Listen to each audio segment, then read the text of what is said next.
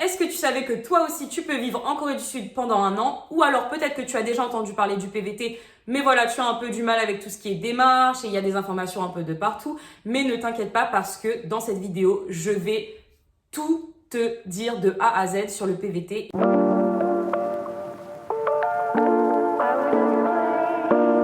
Bonjour, bonsoir, c'est Nelly, je vous retrouve avec cette nouvelle vidéo qui va donc concerner le PVT. Parce qu'en 2023, j'ai encore des gens qui viennent me poser des questions sur le PVT alors que, les gars, il y a des informations de partout. Donc, je me suis posé la question, pourquoi on vient me poser ces questions? Soit ce sont des questions hyper spécifiques, soit ce sont des questions qui nécessitent un recroisement d'informations puisque la plupart des sites qui offrent des informations ou alors les vidéos ne sont pas forcément exhaustifs sur le sujet. Donc, je vous ai tout préparé. Franchement, les gars, j'ai pris 4 heures pour scripter cette vidéo où vous aurez toutes les informations que je trouve nécessaires, en tout cas, sur le PVT. Je vous conseille de rester jusqu'à la fin et de tout suivre de A à Z. Juste, je fais une petite précision. Cette vidéo sera faite en 2 parties parce que c'est un peu lourd, toutes les informations. Dans cette première partie, donc dans cette vidéo-ci, je vais vous parler de tout ce qui est la base des bases, qu'est-ce que le PVT, puis les démarches à faire parce que c'est le plus gros en fait, c'est ce qui pose en général le plus de problèmes. Et dans la deuxième partie, je vais vous parler de qu'est-ce qu'on fait quand on arrive en Corée? Après qu'on ait son PVT, qu'on ait le Saint Graal, qu'est-ce qu'on fait? Comment on s'installe, etc. Quelles sont les démarches à faire? Voilà, donc c'est parti pour la première partie. Donc, on va commencer par le commencement. Qu'est-ce que le PVT? Le PVT ou programme vacances-travail, ou alors il y a aussi des gens qui l'appellent permis vacances-travail, c'est un visa qui vous permet de voyager, mais aussi de travailler en même temps dans un pays. Il n'est pas spécifique à la Corée. Vous pouvez aussi effectuer des permis vacances-travail, comme la plupart des gens le font, au Canada, en Australie, en Nouvelle-Zélande ou dans d'autres pays aussi, c'est possible. Voilà, sachant que chaque pays a ses requis, chaque pays a ses règles, etc. Tout est différent. Ce sont des accords qui sont passés entre pays et qui sont forcément différents de pays en pays. Pour ce qui est du cas particulier de la Corée, il faut savoir que ce visa, le visa qu'on appelle aussi visa H1, c'est un visa qui va vous permettre de travailler et de voyager dans toute la Corée pendant un an.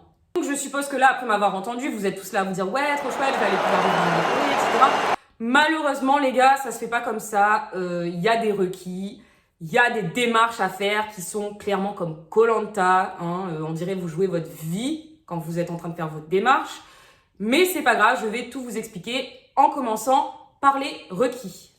Le premier requis qui est quand même assez basique, c'est de n'être jamais allé en Corée du Sud avec le PVT. Vous pouvez très bien avoir été touriste, avoir eu un autre visa, mais par contre, si vous avez déjà bénéficié du PVT en Corée du Sud, non. On vous dit c'est un an, voilà, on va pas vous le redonner à vie. Après, il faut changer, il faut trouver d'autres visas. C'est comme ça, c'est la galère, c'est pareil pour tout le monde. Ensuite, il faut faire sa demande en France et non pas dans un autre pays. Ça, c'est un des requis très importants du PVT. C'est-à-dire que, par exemple, si vous voulez faire d'autres types de visas pour la Corée, parfois, c'est possible, c'est probable que vous puissiez le faire dans un autre pays, comme la Thaïlande, le Japon, etc. Mais en tout cas, pour le PVT, vous êtes obligé de résider en France et de faire votre demande en France. Ensuite, on vous demande, au moment où vous commencez vos démarches, vous faites votre demande d'avoir entre 18 et normalement 30 ans. Voilà, il y a eu un petit changement. Normalement, c'est jusqu'à 30 ans, c'est-à-dire jusqu'à la veille de vos 31 ans. Vous pouvez faire le truc à la dernière minute, ce qui est quand même déconseillé. Mais voilà, jusqu'à la veille de vos 31 ans, normalement, vous avez le droit de faire votre demande. Sauf que, vu qu'il y a eu le Covid, voilà, pendant presque 2 ans, le PVT n'a pas été accordé aux Français. Ils ont passé un certain accord qui sera valable jusqu'au 15 mars 2024, qui permet aux gens qui ont jusqu'à 32 ans, c'est-à-dire jusqu'à la veille de leurs 33 ans, de postuler au permis vacances-travail. Donc, en gros, si vous avez entre 18 et 32 ans, vous pouvez postuler à ce visa sans souci. Aussi, petite spécification, parce que j'ai vu plusieurs informations différentes. À la base, on vous demandait, si vous avez 30 ans et que vous allez avoir 31 ans par exemple, de rentrer sur le territoire avant vos 31 ans. Mais apparemment, le KVAC, qui est donc l'organisme qui s'occupe de tout ce qui est visa, etc. pour la Corée du Sud, aurait spécifié que tous ceux qui vont sur leurs 33 ans pourraient faire leur demande jusqu'à la veille de leurs 33 ans, mais rentrer sur le territoire après, c'est-à-dire une fois qu'ils auraient déjà atteint les 33 ans. Donc là, il y a un peu de... on sait pas trop, voilà, mais moi je pense c'est pas indispensable quand on est dans une situation assez spécifique. On passe un petit coup de fil, on envoie un petit email au KVAC et voilà. Mais normalement, ils ont dit ça pour les jusqu'à 33 ans, donc je suppose que quand ils vont remettre la règle des 30 ans, donc quand on va s'arrêter à nouveau entre 18 et 30 ans, on va pouvoir rentrer sur le territoire à 31 ans. On vous demande aussi de ne pas avoir de personnes à charge, c'est-à-dire qu'en gros, on va pas vous faire partager votre visa à vos enfants, à vos parents ou je ne sais pas quoi. Si vous, par exemple, si vous prenez soin de vos parents, etc., vous ne pourrez pas emmener quelqu'un avec vous. Ça sera votre visa et il n'est qu'à vous. Bon, clairement, en général, la plupart des gens fit ces requis, à part peut-être l'âge, voilà, qui malheureusement... Je sais, moi aussi, bientôt j'ai 30 ans.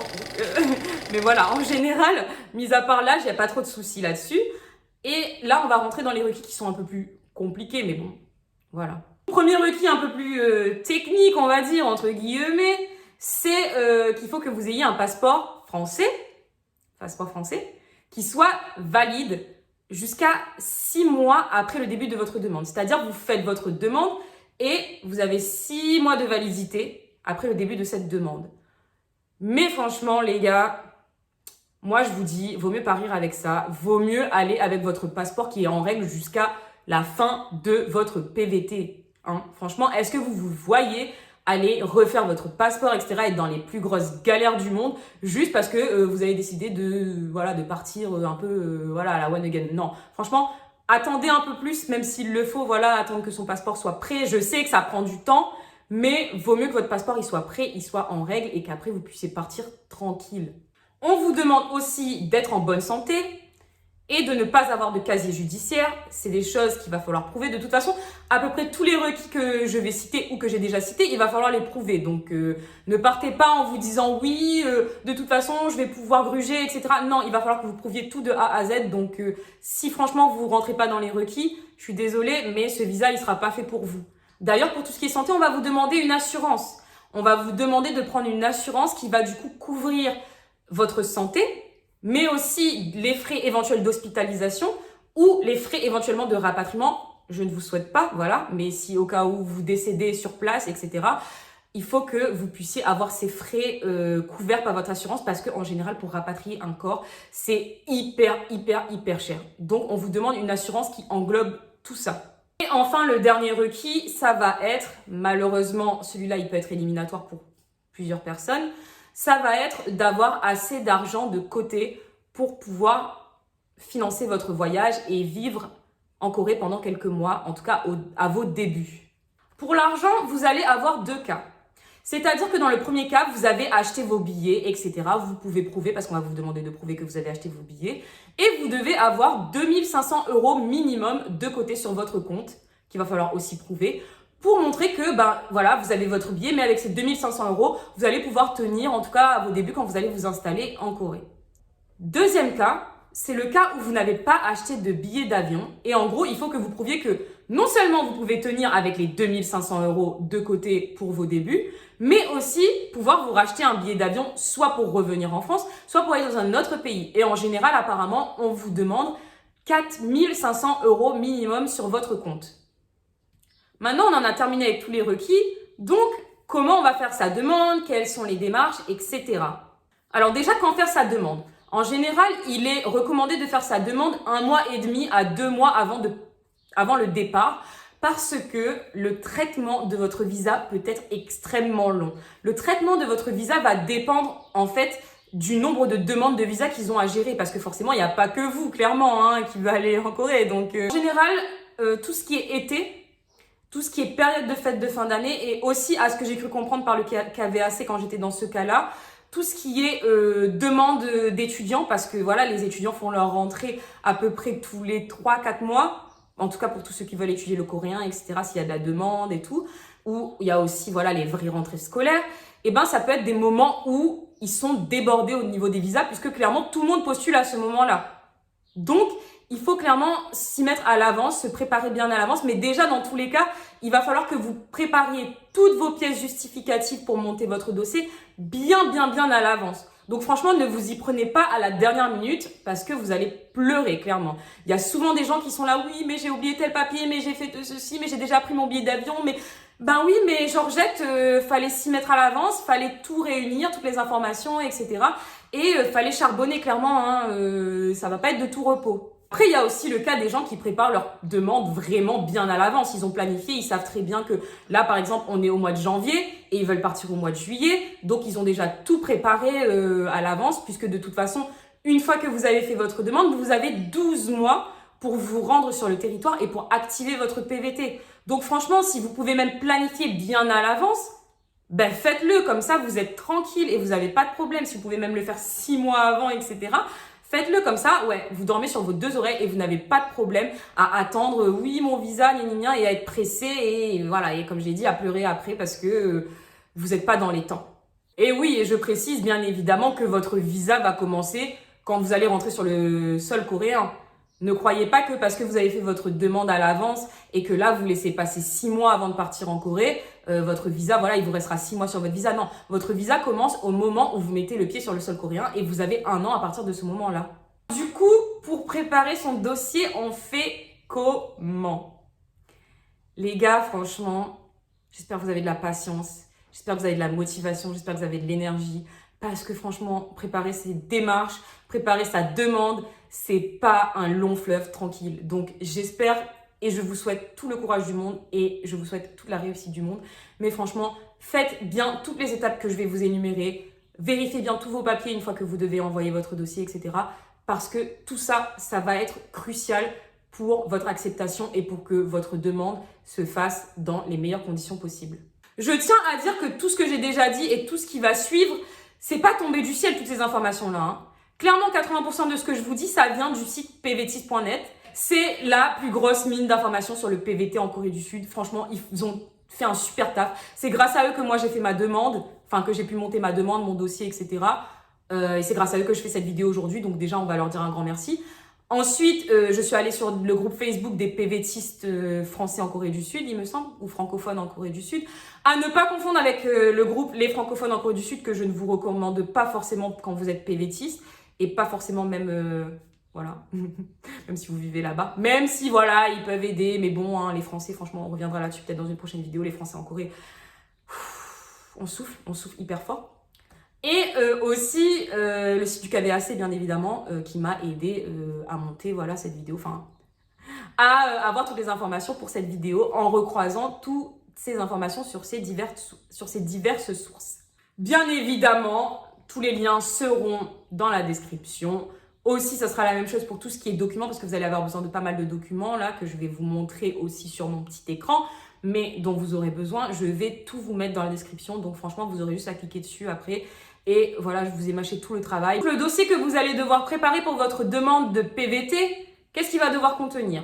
Numéro 1, le passeport. Donc, je rappelle, votre passeport doit être valide jusqu'à 6 mois après votre demande.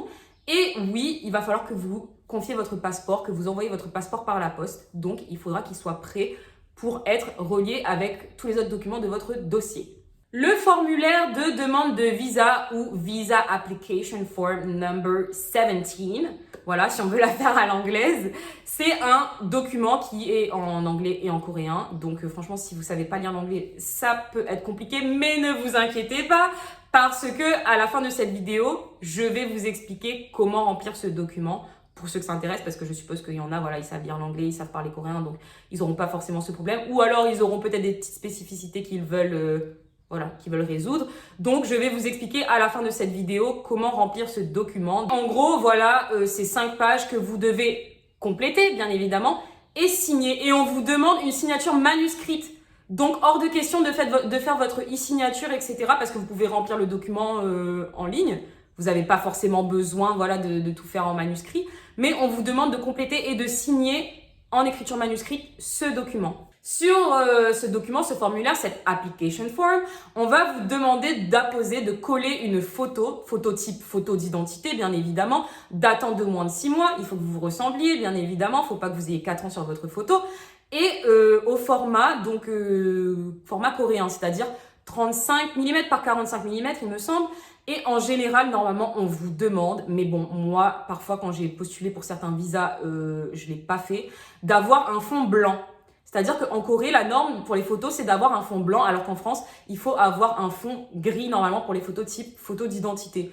Mais voilà, moi par exemple, ça m'est arrivé déjà de donner des photos avec un fond gris, j'ai pas eu de problème. Après, si vous voulez vraiment être sûr, vous allez chez le photographe et vous lui demandez, mettez-moi un fond blanc. Malheureusement, ces photos-là, vous pourrez les utiliser qu'en Corée, puisque en France, comme je vous l'ai dit, on utilise que le fond gris, donc voilà. Le deuxième document qu'on va vous demander, ça va être une preuve d'un achat de billets d'avion aller-retour. Aller vers la Corée, bien évidemment, et retour normalement vers la France. Je ne sais pas vraiment, dans le cas où vous voudriez aller dans un autre pays, après comment ça peut se passer. Peut-être qu'il y a des gens qui savent, mettez-nous tout ça en commentaire, voilà, éclairez nos lanternes s'il vous plaît. Et sinon, si vous n'avez pas cette preuve, comme je vous l'ai dit précédemment, vous pouvez, grâce à la preuve de fonds bancaire, un document qui viendra par la suite, que je vais vous expliquer par la suite, vous pouvez, grâce à ce document, prouver que vous avez assez d'argent sur votre compte bancaire pour acheter un billet aller-retour. Alors, il faut savoir que le KVAC a dit à certaines personnes qui postulaient au visa PVT que s'ils n'avaient pas cette preuve, ils n'étaient pas garantis d'avoir leur visa. Moi, clairement, je vais vous donner mon avis sur le sujet. Pourquoi j'irai investir dans un billet, même l'aller, sans savoir si déjà ma demande elle va être acceptée, même s'il y a des très grandes chances, des grandes possibilités qu'elle soit acceptée, pourquoi j'irai investir là-dedans? Je pense que cette situation, elle est valable que quand quelqu'un prévoit vraiment son PVT bien à l'avance. Ce qui est en général le cas de quasiment personne. Je vois toujours sur les groupes Facebook des gens qui sont là à pleurer parce qu'ils ont pris leur billet bien trop tôt et que leur demande n'a pas été traitée dans les temps. C'est-à-dire que là, ils sont là, leur billet d'avion, il est dans 1 semaine et ils n'ont toujours pas reçu leur visa et ils sont là en stress. Donc moi, clairement, je vais vous conseiller de prendre votre billet après. Charbonnez les gars, mettez de l'argent de côté. Je sais, c'est pas forcément facile pour tout le monde. Mettez plus d'argent de côté et vous serez plus serein. Moi, c'est comme ça que j'ai fait. J'avais de l'argent de côté et j'avais pas de billet, ni billet d'avion aller, ni billet d'avion retour et j'ai pas eu de soucis parce que j'avais assez d'argent de côté. Sur ces bonnes paroles, je passe donc au troisième document dont vous avez besoin pour cette demande de PVT, c'est-à-dire le justificatif de fonds bancaire qui sera à votre nom, d'accord? Il doit être à votre nom. C'est-à-dire qu'il faut, déjà je le rappelle, que vous ayez l'argent de côté, c'est-à-dire minimum 2500 €, minimum, et plus, si vous n'avez pas acheté votre billet, voilà, comme je vous l'ai dit. Et il faut que vous vous rendiez à votre banque, c'est primordial. Franchement, vous n'avez pas le choix, vous devez aller à la banque. Parce qu'il faut que ce soit un document qui soit signé, tamponné, certifié, tout ce que vous voulez par votre banque. C'est-à-dire que vos screenshots là sur votre téléphone et tout, vous pouvez oublier. Et non seulement il faut que ce soit un document donc officiel, voilà, il faut que ce soit un original que vous envoyez, mais il faut aussi qu'il date de moins de 1 semaine. Je voulais juste ajouter un petit truc, c'est qu'il y a pas mal de personnes qui recommandent quand même, parce que depuis tout à l'heure je vous parle d'argent et tout, mais je vous ai pas forcément donné des petits conseils par rapport à combien en général on recommande d'avoir sur son compte. En général, les gens recommandent, mais vous allez halluciner, les gens recommandent d'avoir au moins 15 000 € pour partir en PVT, pour être tranquille, serein. Vous pouvez très bien faire avec moi. Moi, je suis partie avec 6 000 € il me semble, sans le billet d'avion. Je suis partie avec 6 000 € et j'ai survécu. En fait, c'est juste qu'après, mais ça sera dans la deuxième partie de ma vidéo, vous avez des requis, vous avez des frais d'installation, etc. Donc, ça peut très vite monter. Moi, je pense clairement, par contre, que les 2500 €, voilà, c'est pas assez. C'est pas assez, c'est pas possible. Moi, je pense que minimum 5 000 €, c'est pas mal. Et franchement, il faut trouver du travail directement, ce qui n'est pas forcément chose facile à faire. Mais en tout cas, il faut se débrouiller très rapidement. Il faut faire des sacrifices parfois au niveau des logements, etc. Mais ça, je vous en parlerai dans la prochaine vidéo. En tout cas, moi, je vous recommande au moins de partir avec 5 000 €. Je crois que je me suis grave emmêlé les pinceaux dans les numéros des documents dont vous avez besoin, mais ne vous inquiétez pas parce que je vais vous faire une liste à la fin qui va vous dire exactement tous les documents dont vous avez besoin pour votre demande, voilà, qui va tout résumer entre guillemets. Et du coup, le prochain document qu'il vous faudra, ça va être votre extrait de casier judiciaire numéro 3. Quand je vous disais qu'il fallait vous préparer bien à l'avance vos documents, je plaisantais pas. Et l'extrait de casier judiciaire, c'est vraiment l'exemple typique parce que c'est un document qui va vous nécessiter de faire des démarches pour recevoir le document. Vous n'allez pas claquer des doigts, il va pas vous tomber du ciel le document. Donc, cet extrait de casier judiciaire, pour l'obtenir, lien en bas, voilà, vous cliquez, le lien il est prêt, voilà. Et en fait, vous devez ensuite, après l'avoir obtenu, vous devez le faire apostiller. L'apostille, en fait, c'est une convention que plusieurs pays, il n'y a pas que la Corée et la France, hein, c'est un accord entre plusieurs pays, ont passé ensemble d'une officialisation, en fait, d'une manière d'officialiser, pardon, un document. C'est-à-dire qu'en gros, l'apostille, quand elle va être mise sur votre document, elle va prouver que votre document, il est officiel, il est réglo, il est parfait, voilà. Du coup, grosse précision aussi, l'apostille, comment elle est faite? Elle est faite par la cour d'appel. Donc, il faut que vous envoyez votre document à la cour d'appel. Et en plus, pour le casier judiciaire, numéro 3, cette apostille ne peut être faite que par la cour d'appel de Rennes. Donc, ça veut dire qu'il va falloir que vous l'envoyiez par la poste. Donc, prenez le temps. D'ailleurs, pour ceux qui n'ont jamais fait de demande d'apostille, vous remplissez le document qui est en lien. Ensuite, vous envoyez les pièces justificatives parce qu'on va vous demander des pièces justificatives. Vous envoyez l'original du casier judiciaire numéro 3 que vous avez reçu déjà, d'accord? Le prochain document qu'il va vous falloir, ça va être un certificat médical rempli par votre médecin datant de moins de 3 mois. Et j'insiste, en anglais, s'il vous plaît. On vous le demandera absolument en anglais. Là, je vous mets la petite photo de l'exemple que j'ai trouvé sur le site des PVTistes. Voilà. Et il sera aussi en bas, bien évidemment, je le rappelle. Donc, voilà, vous pouvez prendre cet exemple-là, l'imprimer, l'emmener chez votre docteur, le faire remplir et bien évidemment, il faut prouver que vous êtes en bonne santé. On va rester dans le domaine de la santé, comme je vous l'avais dit, il va vous falloir une assurance. Donc, il va vous falloir une preuve d'assurance. L'assurance, je rappelle, santé, hospitalisation et rapatriement, il faut que tout ça apparaisse sur votre assurance. Il faut qu'elle vous couvre pour 12 mois. Même si vous comptez rester 6 mois, même si vous comptez rester 4 mois, il faut absolument, obligatoirement que sur votre preuve, ce soit prouvé que vous avez payé pour 12 mois. Et il faut que ce document soit en anglais. Mais bon, en général, ce n'est pas un souci. Moi, je vais vous conseiller 2 assurances. Premièrement, l'assurance que moi j'ai prise, personnellement, Shapka. Voilà, c'est une assurance que j'avais prise à d'autres moments quand j'étais partie en Corée, donc pas que pour le PVT, pas trop de soucis. Quand j'ai eu mes problèmes dentaires, ils m'ont remboursé pour 600 € de problèmes dentaires, donc voilà, ils m'ont bien remboursé. Et l'assurance que les PVTistes.net proposent, qui s'appelle Globe PVT, il me semble, et qui peut aussi vous rembourser si jamais vous ne restez pas pendant les 12 mois. Pour Shapka, je ne sais pas, mais en tout cas, pour Globe PVT, apparemment, ça pourrait être pas mal puisqu'il vous rembourse si jamais vous ne comptez pas rester les 12 mois. Prochain document, bon, on ne sait pas trop pourquoi ça fait partie de cette liste, hein, mais bon, la Corée en général, je ne sais pas, ils ont toujours besoin de savoir combien vous avez sur votre compte en banque et si vous avez fait des études. Donc, on va vous demander la photocopie d'une attestation d'un certificat de scolarité, pardon, pour prouver que vous êtes en études, ou alors la photocopie du dernier diplôme obtenu, d'accord? Apparemment, je pense que ce document n'a pas besoin d'être traduit puisque personne n'a trop galéré, hein. J'ai cherché sur Facebook pour voir s'il y a des gens qui ont galéré parce que je voulais savoir est-ce qu'il fallait le traduire, je me souvenais plus puisque moi je l'avais déjà traduit en fait le document, donc c'était pas un souci, mais je voulais savoir voilà, s'il fallait que ce soit en anglais, en français, etc. Et personne n'a trop galéré, donc je suppose que s'il est en français, c'est ok. Le bac, c'est ok. Le brevet, apparemment, à ce que j'ai cru comprendre, c'est ok aussi. Donc aussi les attestations, si c'est juste une attestation, voilà, c'est pas votre diplôme du bac, c'est une attestation comme quoi vous avez eu le bac.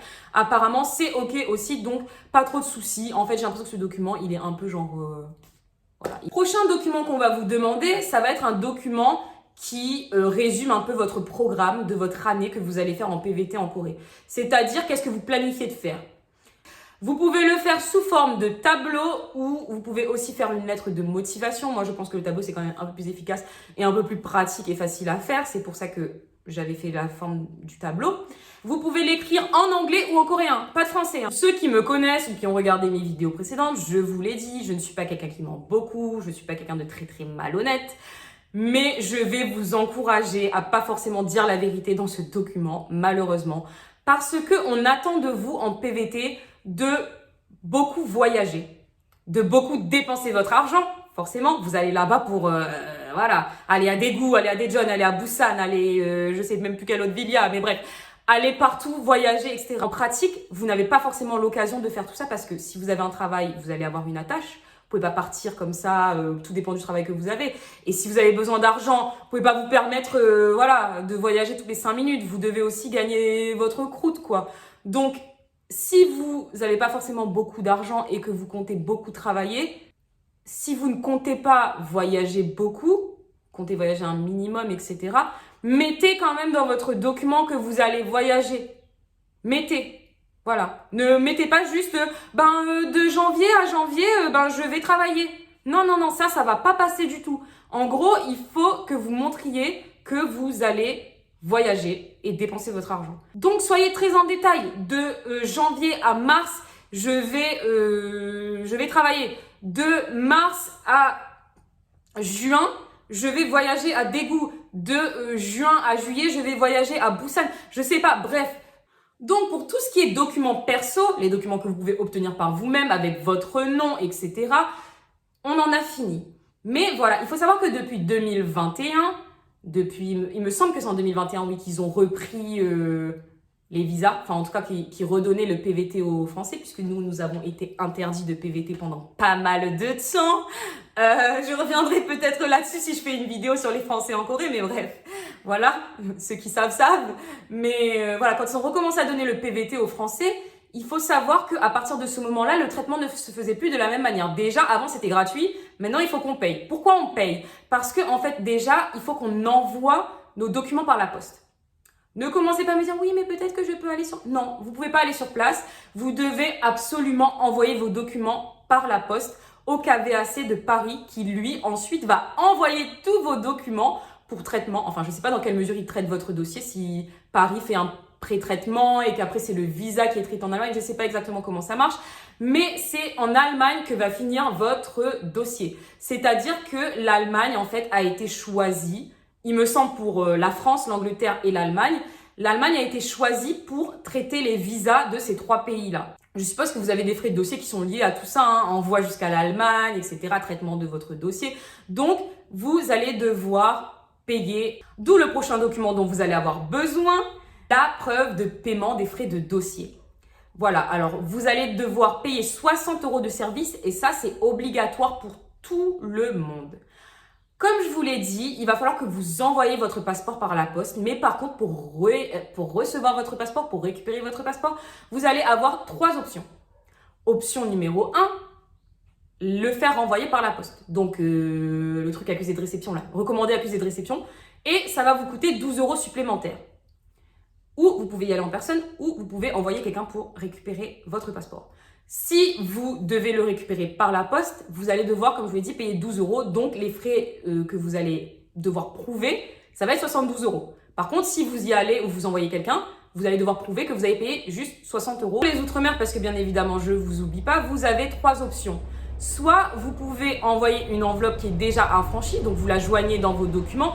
Une enveloppe affranchie, c'est-à-dire que l'enveloppe, en fait, elle est déjà payée. L'envoi, il est déjà payé, en fait. C'est-à-dire que vous allez à la poste, vous mettez votre nom, etc., votre adresse sur l'enveloppe et la poste va vous mettre un petit sticker, en fait, qui prouvera que vous avez déjà payé les frais, en fait, pour vous renvoyer à vous-même l'enveloppe. Ou sinon, vous avez aussi l'option de faire une procuration pour que quelqu'un récupère le document. Donc ça, c'est comme les autres, hein, toute personne peut faire ça. Ou enfin, vous pouvez la faire envoyer chez quelqu'un que vous connaissez. C'est-à-dire que vous mettez l'adresse d'une autre personne qui va recevoir pour vous votre passeport à votre place. Aussi, je précise que tous ces frais-là, ils ne sont pas remboursables. Hein. Donc, si jamais vous avez payé les 60 €, que votre dossier tombe à l'eau, ou alors, voilà, vous avez payé les 12 € aussi de renvoi, mais qu'il y a eu un souci et qu'on ne peut pas vous renvoyer, c'est tant pis pour vous. Hein. Ensuite, le prochain document, ça va être le KVAC Waiver, KVAC Waiver, qui est un document en fait où le KVAC se dédouane en fait s'il y a une perte de votre passeport notamment, puisque c'est un document d'identité, c'est un document assez important. Si ce document est perdu par la poste, s'il est perdu durant le traitement de votre dossier, le KVAC ne veut pas être responsable. Donc en gros, ce document, c'est pour dire qu'ils ne sont pas responsables si jamais il y a une perte de ce document. On vous demande aussi, si vous recevez votre passeport à une adresse qui n'est pas la vôtre, par exemple si vous la faites envoyer chez quelqu'un d'autre, etc., de mettre dans ce document l'adresse à laquelle vous allez recevoir votre passeport. Donc surtout, ne mettez pas l'adresse à laquelle vous vivez forcément, mettez l'adresse où vous voulez recevoir votre passeport. Un autre petit document en anglais qu'il va falloir que vous remplissiez, signiez, etc. Ça va être le KVAC Consent of Terms of Use. C'est un document en gros où on vous demande d'accepter que vos infos soient divulguées, peut-être partagées, etc. En gros, on vous demande d'accepter le fait qu'il y a plusieurs personnes, etc., qui auront accès à vos documents, qui auront accès à vos informations personnelles. Donc, dans ce document-là, qui fait 2 pages, la première page, voilà, on s'en fout un peu. Et juste après, to contact at IOM, vous devez renseigner Paris. Enfin, on arrive au dernier document qui va être en fait une checklist. Donc, une checklist pas vraiment très exhaustive, mais qui va vous rappeler en fait les documents que vous devez envoyer dans votre demande, donc dans votre dossier. Et on vous demande du coup de, voilà, checker, checklist, et de, voilà, de remplir ce document et de le joindre à votre dossier aussi.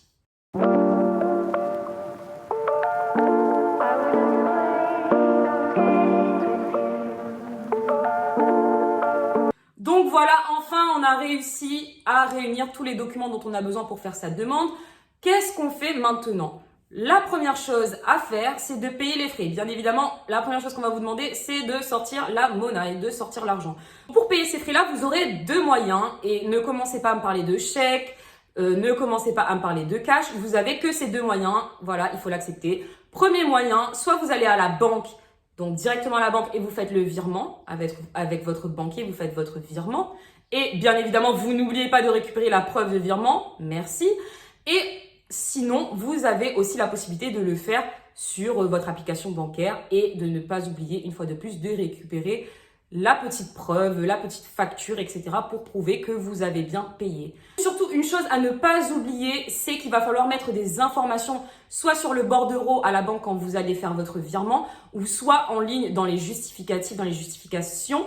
Il va falloir que vous renseigniez KVAC Fees.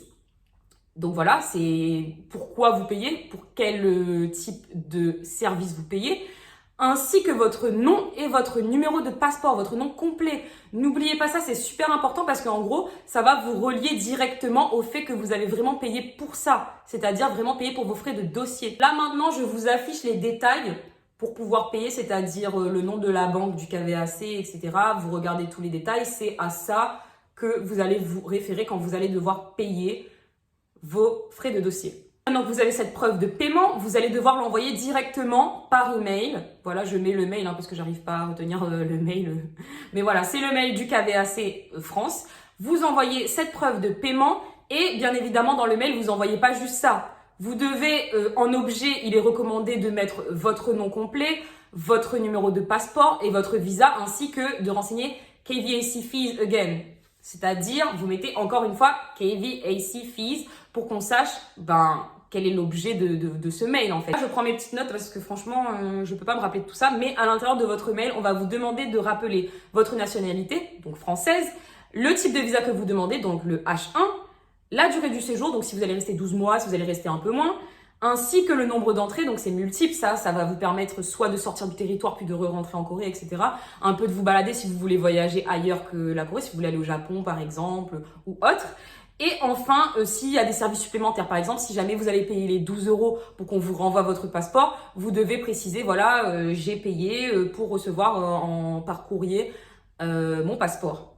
Aussi, parfois, vous pouvez indiquer votre numéro si par exemple vous voulez être contacté, si jamais il y a perte de vos documents, problème éventuel. Normalement, après avoir envoyé ce petit email, on va vous demander d'attendre la confirmation, donc le mail retour du KVAC qui va vous dire qu'en fait, oui, vous avez bien envoyé, on a bien reçu, etc.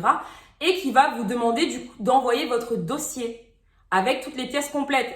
Je vous rappelle, s'il vous plaît, de bien vouloir envoyer vos dossiers en recommandé avec accusé de réception. Votre passeport est à l'intérieur, donc franchement, voilà, c'est une garantie. Vous pourrez savoir s'il a été perdu, etc. C'est très important de savoir quand est-ce qu'il a été réceptionné. Et vous pouvez l'envoyer à cette adresse directement, donc c'est au KVAC de Paris. Ensuite, si vous êtes un peu impatient et que vous voulez savoir où en est votre demande, ou voilà le statut de votre demande, vous allez pouvoir aller checker le statut de votre demande en ligne. Alors, il faut savoir que quand ça arrive à Paris, etc., vous saurez très probablement car vous avez envoyé en recommandé accusé de réception, bien évidemment, donc vous saurez qu'ils ont réceptionné vos pièces. Mais le seul moment où vous allez pouvoir aller checker où en est votre demande, ça va être quand il va arriver en Allemagne.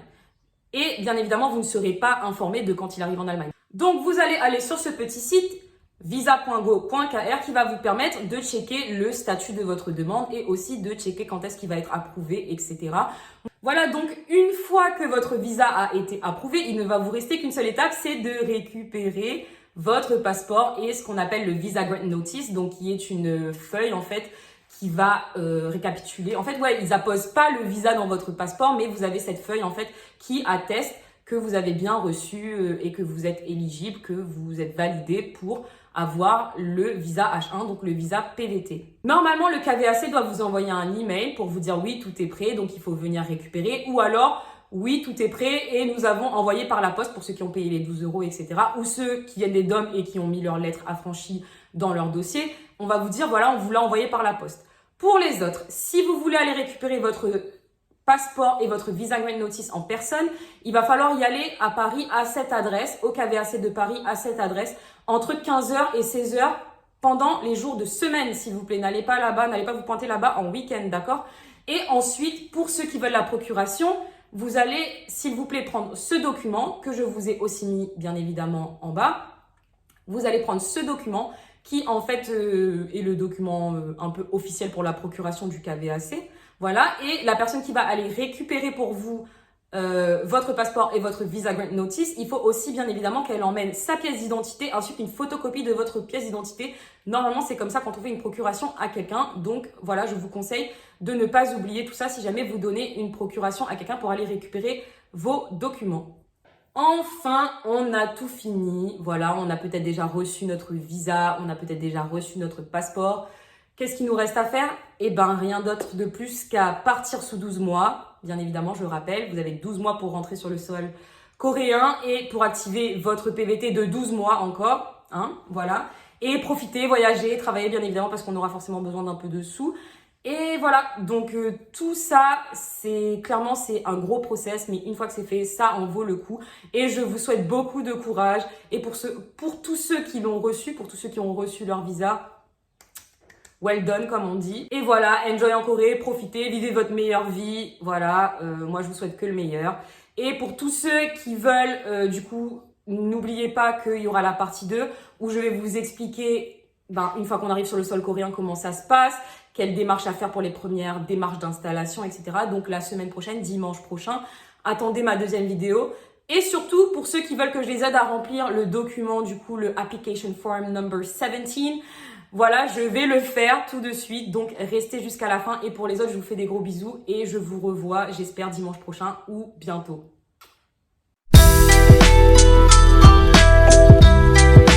Alors, pour remplir sa demande de formulaire de visa, Application Form number 17, hein, voilà, aussi bien nommé, il va falloir déjà que vous écriviez en lettres capitales, s'il vous plaît, et en anglais ou en coréen, pas de français. Voilà, donc je prends moi aussi, je prends aussi le document parce que je le connais pas par cœur, je travaille pas pour l'immigration. Du coup, alors, vous avez au début la photo, vous oubliez pas, mais ça je vous l'ai déjà dit, vous mettez votre photo, vous la collez, s'il vous plaît, dans le cadre photo. Ensuite, à côté, vous avez family name, bon, c'est votre nom de famille. Given names, c'est vos noms. Mettez tous vos noms, et exactement comme ça apparaît dans votre passeport. Il faut que les informations que vous donnez soient les mêmes que dans votre passeport, d'accord? Ensuite, en dessous, le 1.2, là, c'est pas pour vous. À côté, vous avez le sexe. Donc, male, voilà, pour les hommes, et female pour les filles. Et votre date de naissance juste en dessous, dans le 1.4. La date de naissance s'écrit année, mois, jour, d'accord? On se trompe pas. Par exemple, moi, je suis née en 1994, ça va être 1994. Ensuite, le mois, ensuite le jour. D'accord? C'est pas 94, c'est 1994 en entier. Ensuite, votre nationalité. On est tous French, d'accord? French. Vous écrivez French. Votre pays de naissance, bon, vous n'êtes pas forcément né en France, mais vous vous renseignez. Et votre National Identity Number, ok? Ça va être votre numéro de sécurité sociale, d'accord? Donc, vous allez sur votre petite carte vitale. Là, si vous êtes comme moi et que vous retenez pas votre numéro de sécurité sociale, ce qui est très mauvais, normalement, on devrait tous le connaître par cœur. et vous prenez votre numéro de sécurité sociale et vous l'écrivez ici. Juste en dessous, dans le 1.8, on va vous demander si, en étant allé déjà en Corée, vous avez utilisé un autre nom. Peut-être si vous n'étiez pas marié et que là, vous êtes marié, donc vous avez changé votre nom de famille, etc. On vous demande, soit vous mettez no, yes, donc vous cochez, hein, quand il y a des petites cases comme ça, là, vous cochez, d'accord? Vous cochez oui ou non.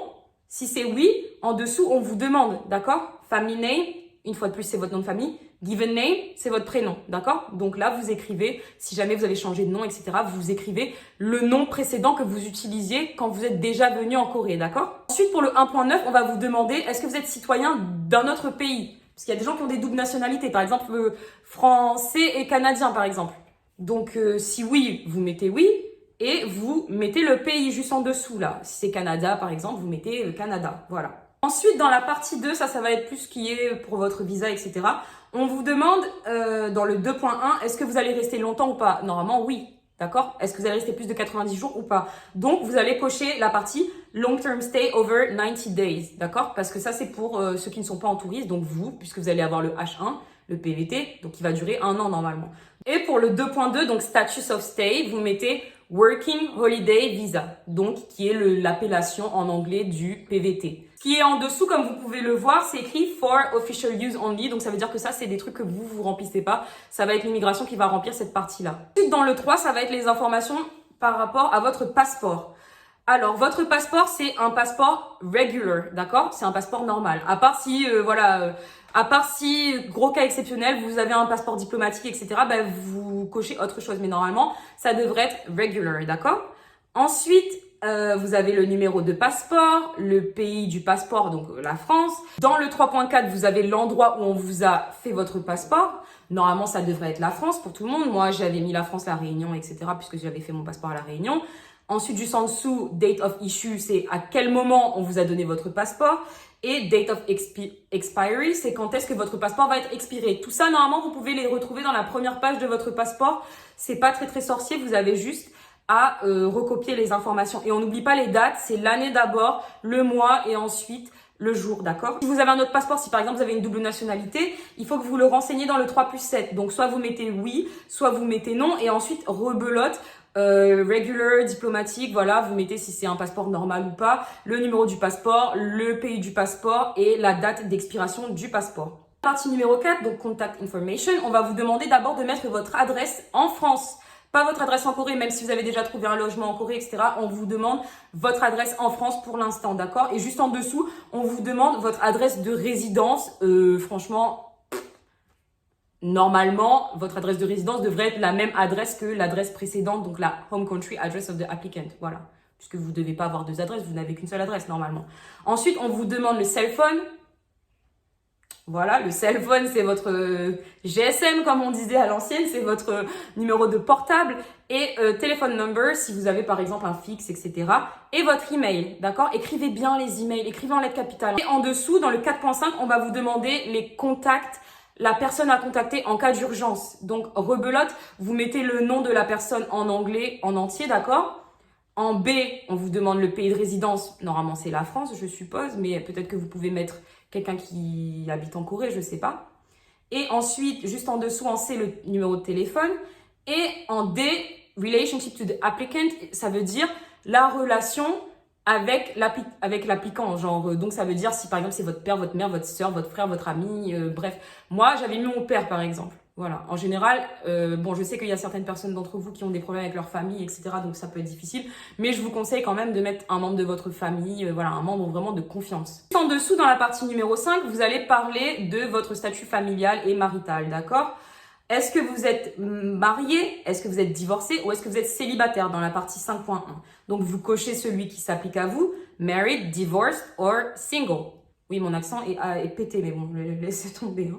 En dessous, on va vous demander de remplir les informations de la personne avec qui vous êtes marié, si vous êtes marié. Son nom, ses prénoms, son année de naissance, sa nationalité, son adresse et son numéro de téléphone. D'accord? Et si vous avez des enfants, pareil, juste en dessous dans le 5.3, oui, non, et le nombre d'enfants, pardon. Mais normalement, on vous demande de ne pas avoir des enfants à charge, donc... Voilà, enfin, vous pouvez très bien partir à l'étranger sans vos enfants parce que voilà, tout dépend de votre situation familiale. Mais voilà quoi. En tout cas, ils veulent juste savoir. Juste en dessous, numéro 6, Education, on va vous demander c'est quoi en gros votre dernier level d'études. C'est-à-dire si vous êtes allé jusqu'au master ou si vous avez juste été jusqu'à la licence ou jusqu'au bac. Si c'est master's ou doctoral degree, voilà. Et bachelor's degree, c'est la licence, d'accord? Et high school diploma, ça va être pour ceux qui ont passé le bac. Et other, c'est peut-être ceux qui sont arrêtés au brevet, voilà. En 6.2, on vous demande le nom de l'école. Je vous conseille de la mettre en anglais, hein, mais bon, je suppose que c'est pas très important. Vous pouvez peut-être la mettre en français. Et à côté, l'endroit où vous avez étudié. Donc, on vous demande la ville, la province. Bon, en France, il n'y a pas vraiment de province, il me semble. Et le pays. Donc, vous mettez la ville / le pays. C'est-à-dire, moi, par exemple, j'ai étudié à Marseille. J'ai mis Marseille / France. Dans le numéro 7, on va vous demander de parler de votre emploi actuel, d'accord? Donc, votre situation. Est-ce que vous êtes entrepreneur? Est-ce que vous êtes self-employed? Ça veut dire que vous vous employez vous-même, donc probablement patron ou quoi. Est-ce que vous êtes un employé? Est-ce que vous êtes, je suppose, au service de l'état civil, donc peut-être dans l'armée ou ce genre de choses, je suppose. Est-ce que vous êtes un étudiant? Est-ce que vous êtes à la retraite? Bon, normalement, vous n'êtes pas à la retraite puisque vous devez avoir entre 18 et 30 ans. Mais voilà, ou est-ce que vous êtes sans emploi ou voilà, autre. Et ensuite, on vous demande de mettre en 7.2 le nom de votre compagnie, là où vous êtes employé, ou de votre école, d'accord? Et quel est votre statut dans cette compagnie, ou alors qu'est-ce que vous étudiez? Et enfin, l'adresse de la compagnie ou de l'école et le numéro de téléphone. Enfin, dans le numéro 8, là, on va vraiment passer dans tout ce qui est la Corée, votre visa, pourquoi vous allez là-bas, etc., quelle est votre adresse, etc. On vous demande de cocher, vous pouvez en cocher plusieurs, hein, pourquoi vous allez là-bas.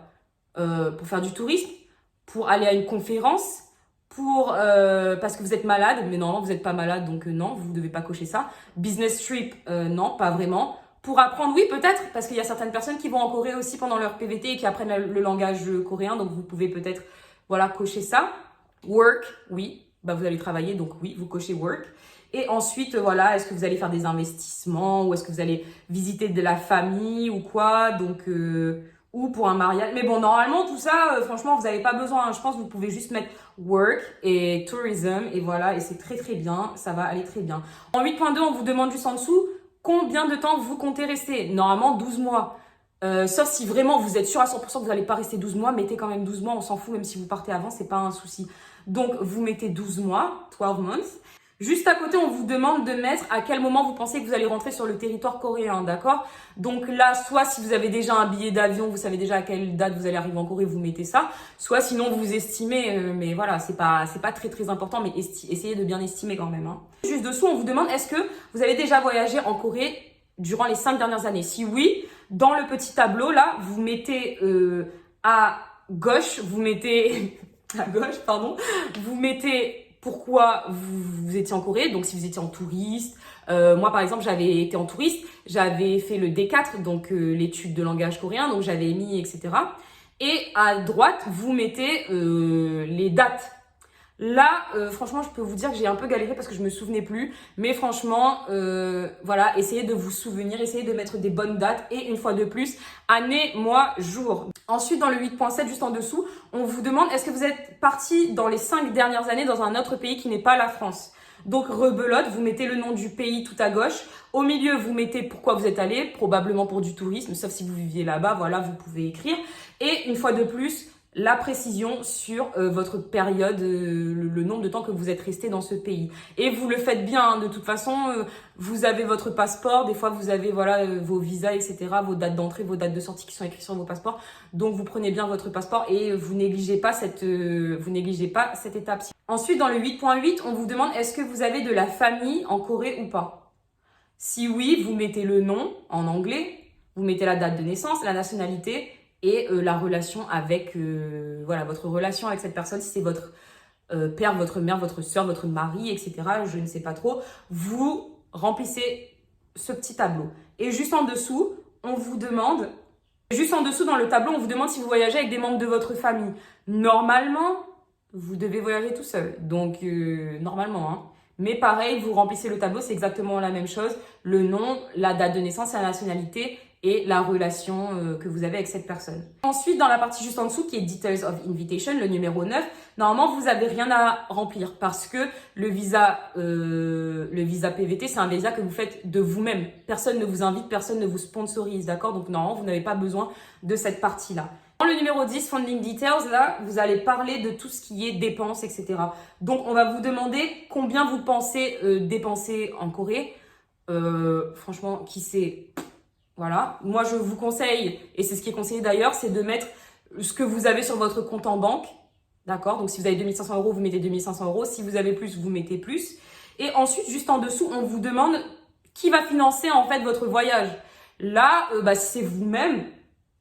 Voilà, vous mettez vos informations. Relationship to the applicant, vous mettez myself, donc c'est moi-même.